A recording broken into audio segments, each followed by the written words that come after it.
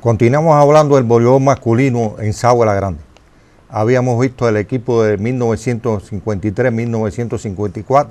del Instituto de Sagua La Grande, que se proclamó subcampeón nacional y ganó la zona central del país.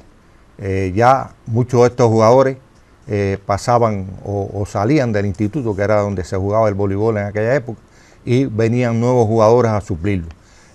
A fines de la década de 1950 se jugaba voleibol, aparte del instituto, en las escuelas superiores de varones y de señoritas, que era el nombre que tenía en aquella época, en la escuela intermedia y también en la escuela profesional de comercio de aquí de nuestra ciudad. La escuela superior de varones, sobre todo, pues siempre tenía un equipo y competía a nivel provincial con bastante calidad. Después la escuela profesional de comercio pues fue también tomando calidad con sus nuevos profesores, y también se destacó a finales de la década del 50. En esta época surge un jugador que sin duda alguna fue el mejor jugador de la época, es decir, fines de 1950 y comienzo de la década del 60, Pedro Antonio Torres Robaina, Papito. Si se destacó como jugador, que llegó a ser, a nuestro entender, el mejor jugador de Sagua en aquel momento, también toma el relevo como entrenador de equipo y lanza el voleibol de nuevo hasta grandes alturas dentro de la provincia de La Hojilla, y surgen nuevos jugadores que inclusive algunos de ellos llegarían a integrar al equipo Cuba o estuvieron en las expas nacionales, etc. Papito dirigió el equipo del instituto, jugó primero con el equipo del instituto, destacándose grandemente, un equipo que estuvo formado casi en su totalidad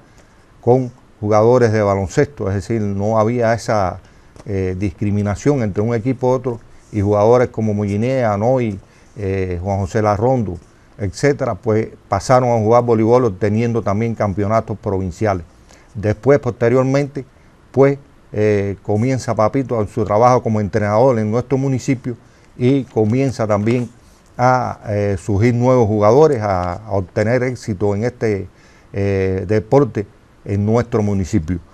Los jugadores más destacados de aquella época, es decir, que ya comenzaban a destacarse, no diríamos que de la década del 50, fueron Clara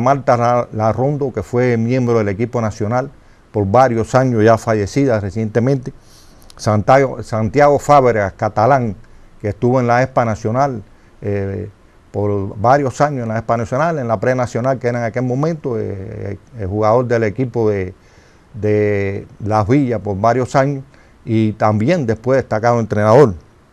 Aramis Landa Mora, que fue un jugador que fue del equipo de la FARC Nacional y estuvo en la expa nacional, es decir, que ya el voleibol se destacaba grandemente en nuestra ciudad. Nunca fue el voleibol como el baloncesto, es decir, como un deporte que era masivo en nuestra ciudad, porque el voleibol nada más que fue practicado en nuestras escuelas, es decir,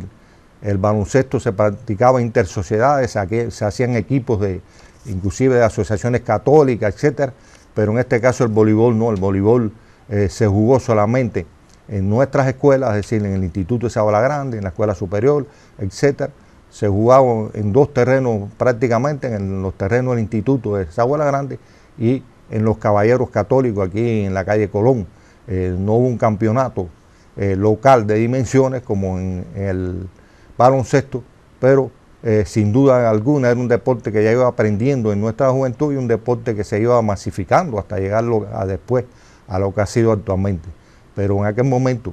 creo que la figura más destacada que hubo en el voleibol en nuestra ciudad fue Pedro Antonio Torres Robaina, Papito, y un gran entrenador también y un gran jugador de voleibol. Terminamos así la etapa del voleibol en la década del 50, que como otros deportes hemos llegado hasta ahí, y quizás posteriormente pues hablemos sobre ya más avanzado en los años 60, 70, etc.